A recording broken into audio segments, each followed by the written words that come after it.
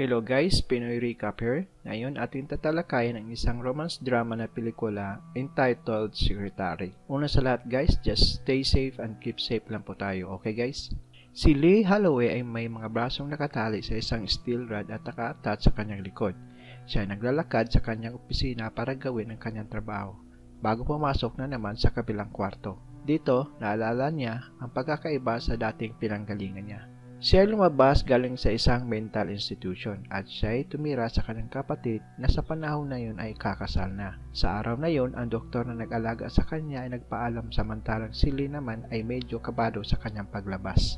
Dumating ang kanyang ina na si Juan para sunduin siya. Sinubukan niya batiin sa paraan na sa pagiging masaya pero itong si Lee ay nakatulala lamang at nakatitig sa kanya. Sa kasal, nakita ni Lee ang kanyang kapatid at ang kanyang asawa na nag-kiss at dito pumalakpak naman si Lee ng mahinahon. Itong si Peter naman ay lumapit sa kanya at nagtanong kay Lee kung masaya ba siya sa kanyang pagbabalik. Tumango lamang si Lee.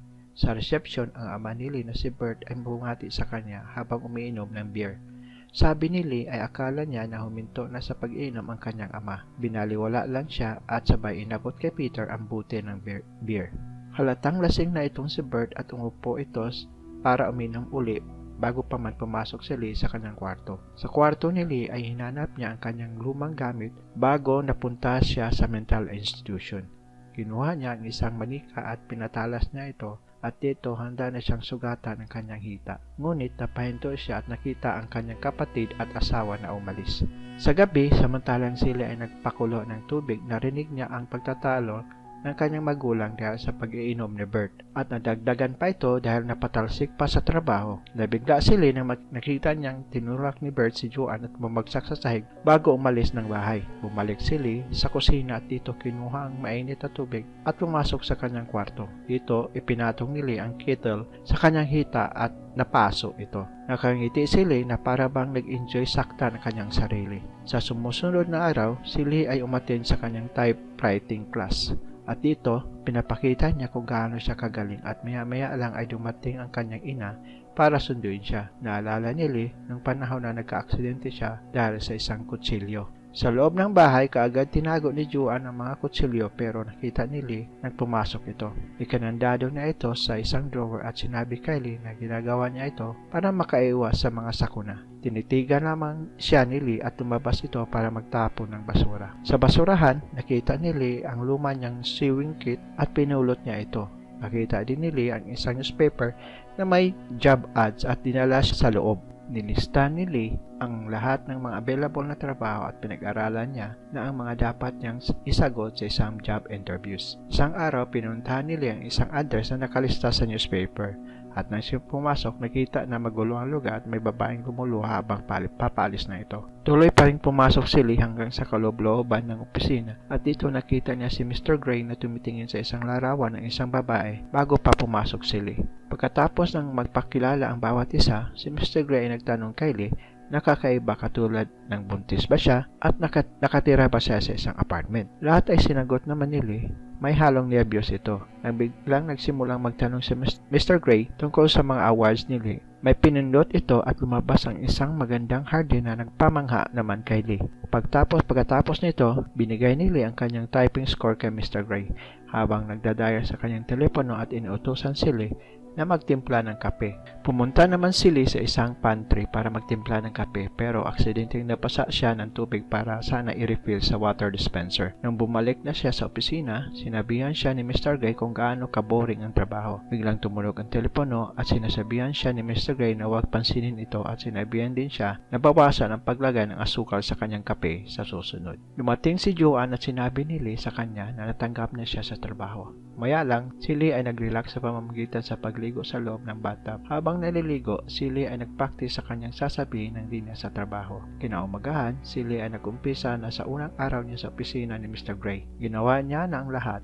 In-organize niya ang mga paperwork, nagpapadala ng mga files para sa mga partners ni Mr. Gray. Pagkatapos ay tumingin si Lee sa kwarto ni Mr. Gray at nakita niya ang pag-aalaga nito sa kanyang hardin. At dito, naghatid din ng ilang donuts para sa kanya. Sabi ni Mr. Gray na may naitapon siya mga notes. Nag-offer naman si Lee na hanapin ito sa basurahan. Nagtitigan ang dalawa ng sandali bago umalis si Lee. Naghanap si Lee sa basurahan at si Mr. Gray naman ay tumitingin sa kanya sa bintana. Nang mahanap ni Lee ang mga notes ay lumabas sandali nang makita niya si Joanne naghihintay sa kanya. Sinabihan ni Lee si Joanne na after 5 hours pa siya makakaalis. Sabi naman ni Joanne na siya ay hihintayin nito. Bumalik si Lee sa opisina ni Mr. Gray at dito sinasabihan siya na nakita niya na ang ibang kopya ng mga notes. Sa halip ay inutusan si Lee na gumawa ng ibang bagay. Pilit gawin ni Lee ang lahat pero medyo nahihirapan siya sa mga pinapagawa sa isang mousetrap. Tinitigan ni Mr. Gray si Lee at limingon din naman si Lee. At ang dalawa ay nagtitigan nang biglang tumunog ang telepono na nasa front desk. Maya lang ay tiningnan ni Lee ang kanyang sugat nung nakarang araw na nang makita siya ni Mr. Gray. Napahiya si Lee at napahinto ito at nag-ayos ng kanyang mga gamit. Pagkatapos ng trabaho, si Joanne at Lee ay nagkwentuhan tungkol sa araw sa kanyang trabaho. Sinasabihan ni Joanne si Lee na si Peter ay tumawag at napangiti lang si Lee. Maya-maya lang, nakita si Lee at Peter sa isang lugar. Nag-usap sila tungkol sa pagkakaroon ng relasyon. Maya lang, nag-usap sila tungkol sa ng pagbabago mula nang nasa high school pa lamang sila. Si Mr. Gray naman ay pumasok sa lugar na kung saan sina Lee at Peter ay naroroon. Nakita niyang nagkwentuhan ang dalawa nang bigla itong naghalikan. Lumingon si Mr. Gray palayo at bumalik sa kanyang sasakyan. Sa sumusunod na araw, ang dismayadong Mr. Gray ay lumapot kay Lee at pinakita ang mga mali niya sa pag-type. Napahiya si Lee at humingi ng paumanhin. Pero si Mr. Gray tumuloy pa rin siyang pinapagalitan at sinasabihan si Lee na uulitin niya at ayusin ang kanyang trabaho. Sa buong araw, pilit ayusin nito ang kanyang pagkakamali pero ulit din niyang ginagawa ang kanyang mali. Bumalik si Lee sa opisina ni Mr. Gray para isubmit ang sulat para sa kanya pero binaliwala siya ni Mr. Gray at inutusan pa siya ng ibang bagay. Nang biglang nahalata ni Mr. Gray ang punit sa skirt ni Lee. Dito nagsimulang lekturan si Lee at pinagalitan niya ito sa kadahilan ng di maayos ang kanyang pananamit kasama pa ang paglalaro ng kanyang buhok. Bumalik si Lee sa pantry at pinaktis niya kung paano pasalamatan sa Mr. Gray sa kanyang suwestyon para maging best secretary sa kanya. Pabalik na sana si Lee nang marinig niyang nagsisigaw si Mr. Gray na may pinagalitan dahil sa kanyang trabaho. Pumunta na lang si Lee sa front desk at dito umupong kinakabahan samantalang nilalaro na naman ang kanyang mga buhok. Maya lang, pagkatapos ng trabaho, si Lee ay pumunta kina Peter kasama ang mga magulang nito. Sa mga sumusunod na araw, tinawag ni Mr. Gray si Lee para sagutin ang telepono. Naguluhan si Lee dahil hindi naman daw tumutunog ang telepono. Nang biglang nagsimulang gumawa ng ringing noises si Mr. Gray at sinagot naman ni Lee ang telepono. Pinagsabihan pa ni Mr. Gray si Lee na lakasan niya ang kanyang boses para maging confident siya sa tuwing siya ay nagsasalita. Pinaupo ni Mr. Gray sa kanyang tabi si Lee at tinanong kung kagagaling ba daw niya sa isang date. Sumagot naman si Lee na oo, kadate daw niya si Peter. Dagdag pa ni Mr. Gray kung sila ba'y nagsama na sa isang higaan. Tawa lang si Lee at sumagot na hindi. Nag-usap din sila tungkol sa pagiging mahihain na dapat daw ito'y di dapat maging hadlang sa pagiging bukas sa bawat isa. Dito, tinanong ni Mr. Gray si Lee tungkol sa kanyang sugat at sa kanyang sewing kit na lagi niyang dala. Napahinto si Lee at sinasabihan si Mr. Gray na siya ay naihiya. Tawanan ang dalawa bago binigyan ng mainit na tsokolates ni Mr. Gray si Lee. Habang umiinom si Lee ng tsokolate, tinanong siya ni Mr. Gray na kung bakit niya sinasaktan ang sarili. Nang sinagot ni Lee si Mr. Gray na di niya alam, sinabihan naman nito si Lee na gusto niya lang malaman kung kailangan lang ni Lee ng ebidensya sa sakit ng kanyang nararamdaman para ito'y magpaalala sa kanya na totoong nasa trabaho siya. Nasurpresa si Lee at sumang-ayon naman ito at sinabihan din siya na di nasaktan pa ang sarili. Nakaraan na yon, sabi ni Mr. Gray. Tumango si Lee at sumang-ayon sa kanya. Inutusan ni Mr. Gray si Lee na umuwi na ang maaga at maglakad para makalanghap sa sariwang preskong hangin. Bago umuwi si Lee, ay kinunan muna siya ng litrato ni Mr. Gray na nakangiti at nakatawa. Dito, naging relax na si Lee. Nang pauwi na si Lee, sinabihan niya ang kanyang ina na mula ngayon ay maglalakad na lang siya pauwi. Habang naglalakad, naisipan ni Lee, hindi pa niya ito nasubukan dati. Dito, nagsimulang may nararamdaman na siya kay Mr. Gray at sumusunod na araw, pinagalitan ni Mr. Gray si Lee sa maling spelling nito at dito, maluha-luha naman ang mga mata niya. Napansin ito ni Mr. Gray at tinawag si Lee sa loob ng kanyang opisina. Dito, inutusan ni Mr. Gray si Lee na basahin ang sulat sa lamesa na nakayuko ito. Sabi ni Lee na hindi niya maintindihan pero pinagpipilitan ito ni Mr. Gray at sabi na wala siyang dapat intindihin. Nang sinimula ni Lee ang pagbasa, si Mr. Gray ay hinampas ang kanyang puwet at napahinto naman si Lee at tinitigan si Mr. Gray. Inutusan si Lee na ipagpatuloy ang kanyang pagbasa lamesa at tinuloy din ni Mr. Gray ang paghampas kay Lee sa pamamagitan ng kanyang mga kamay. Matapos basahin ni Lee ang sulat, inutusan na naman siyang basahin ulit ang sulat at dito mas naparami na ang paghampas ni Mr. Gray kay Lee. Si Lee naman ay mukhang nagustuhan ang ginagawa ng Mr. Gray sa kanya na biglang huminto ito at yumuko sa likod niya at nilagay ang mga kamay sa kamay ni Lee. Habang pabigat ng paghinga ng dalawa, si Lee naman ay kinakalabit niya ang kanyang hindi liit na daliri kay Mr. Gray, pero sinabihan naman siya nito na ayusin ang sarili at bumalik sa trabaho. Nang bumalik si Lee sa opisina ni Mr. Gray, napaisip ito sa mga pangyayari. Bago bumalik sa front desk ay tiningnan niya muna ang kanyang likuran na ngayon ay maipasa na ito dahil sa pagpapalo ni Mr. Gray. Pero mas ginaganaan si Lee kaysa nasaktan ito at bumalik na sa kanyang pwesto. Sinabmit ni Lee ang sulat kay Mr. Gray na bumisita sa kanya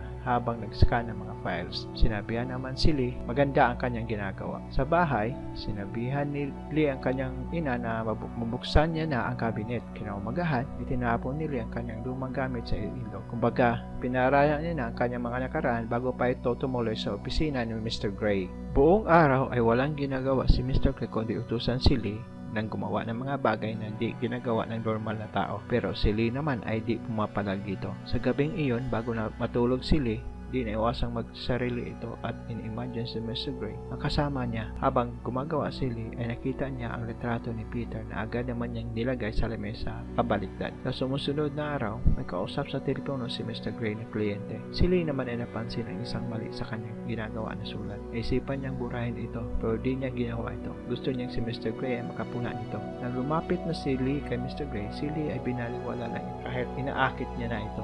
Nabuisit si Lee at bumalik na lang sa kanyang pwesto. Maya lang, bago paalis na ito ay tinanong niya pa si Mr. Gray na kung may iba pa siyang ipapapagawa sa kanya. Sinabihan naman siya na wala na at pwede na siyang makauwi. Umuwing dismayado si Lee. Kinaumagahan, si Lee ay nakipagbanding kasama si Joanne at iba pang kaibigan nang biglang may tumawag kay Joanne. Sinabihan ni Joanne si Lee na si Bert ay na-confine sa isang ospital. Kumaripas na umalis kaagad si Joanne at umiyak ito nang makita niya ang kanyang asawa, samantalang si Lee naman ay umalis at pumunta sa bahay ni Mr. Gray. Nang sorpresa si Mr. Gray, si Lee naman ay nautal na sasabihin ang kanyang nararamdaman nito, pero iba ang kanyang nasabi. Nakisakay na lang si Mr. Gray at nagpapasalamat kay Lee sa pagpapaalala sa kanya bago tuluyang pinalis ito.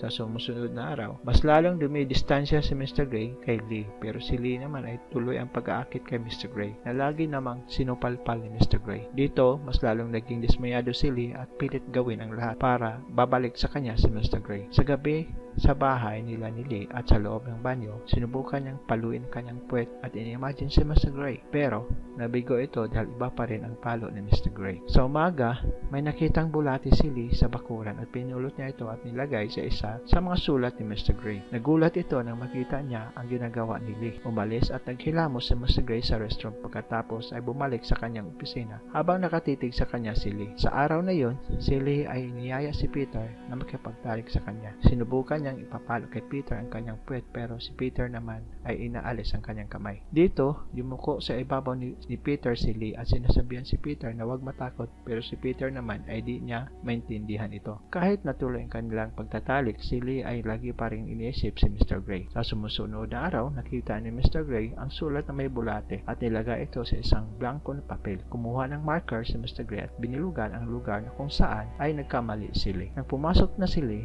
may narinig siyang may nag-doorbell pero pinagsabihan siya ni Mr. Gray na huwag pansinin ito at inutusan si Lee na yumuko at pinahubad sa kanya ang kanyang underwear. Nagulat si Lee pero sumunod din ito habang nakatitig si Mr. Gray. Dahan-dahang lumapit si Mr. Gray habang nakhawak at pinasaya ang sarili.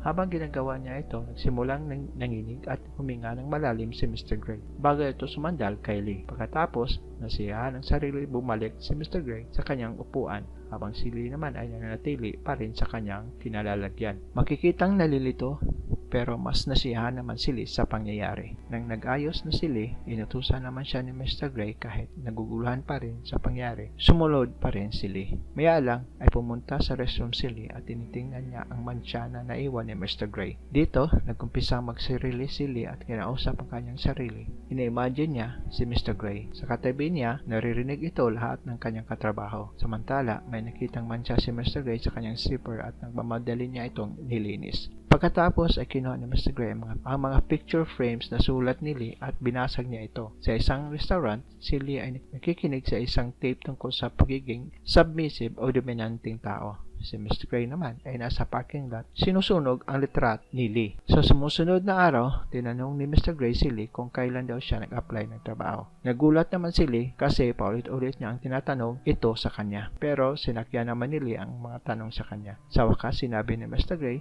na gusto niya si Lee, pero di na siya pwedeng magtrabaho sa kanya dahil daw sa kanyang pag-uugali. Iniisip naman ni Lee na ito isang gimmick lamang ni Mr. Gray hanggang sinabihan na siya na kunin ang kanyang mga gamit. Nasurpresa si Lee at sinabihan niya si Mr. Gray na tika muna. Pero si Mr. Gray ay seryoso at sinasabihan si Lee na tanggal na siya sa kanyang trabaho. Di makapaniwala si Lee at nagsimulang lumuha ang kanyang mga mata bago sinampal niya si Mr. Gray. Bumawi naman si Mr. Gray at sinabi kay Lee na di niya gusto ang kanyang pag-uugali. Nagmamakaawa si Lee at sabi gagawin niya ang lahat para kay Mr. Gray. Umupo si Mr. Gray, sinasabihan si Lee na umalis na at baka di siya makapagpigil. Sabi ni Mr. Gray na di niya nakaya. Sabi namin ni Lee na gusto pa niyang mas lalo silang magkakilala. Pagkatapos ay minasahe ni Lee ang ulo ni Mr. Gray para ma-relax ito. Pero di nagpadala si Mr. Gray at binigay sa kanya ang sulat na laman ang kanyang sahod at sinasabihan si Lee na umalis na. Sa bandang huli, walang nagawa si Lee kundi mag-impake na sa kanyang mga gamit. Habang umiiyak, naalala niya ang babaeng nakita niya sa araw sa kanyang interview. Nakikita na luhaan ang mga mata nito. Sa sunod na araw, nagkunwari si Lee na pupunta sa opisina ni Mr. Gray at nakita niya ang bagong hire na sekretary. Nagsimulang nakipagkita si Lee ng iba't ibang lalaki na kahit papano ay makapasa sa kanyang kriteria. Pero huminto din ito at nag-focus na lamang sa pagtulong sa kanyang ama. Maya lang, si Peter ay nagpropose sa kanya at sinagot naman ni Lee na oo. Umuo si Lee hindi dahil gusto niyang magpakasal kay Peter kundi wala na siyang talagang choice. Sinuot ni Lee ang kanyang wedding dress nang biglang tinanggal niya ang veil at tumingin sa salamin. Biglang umalis si Lee at iniwan ang wedding ring sa lamesa at pumunta sa opisina ni Mr. Gray. Doon, sinabi ni Lee kay Mr. Gray na mahal niya ito. Pero, itinanggi ito ni Mr. Gray at sinabing tapos na ang lahat sa kanila. Si Lee naman ay pinagpipilitan niya pagmamahal kay Mr. Gray. Hanggang inutusan ni Mr. Gray si Lee na ilagay ang kanyang mga kamay sa lamesa at huwag kikilos hanggang pagbalik niya. Sinunod naman ito ni Lee at naghihintay sa kanyang pagbabalik samantalang pinapanood pala siya ni Mr. Gray sa labas.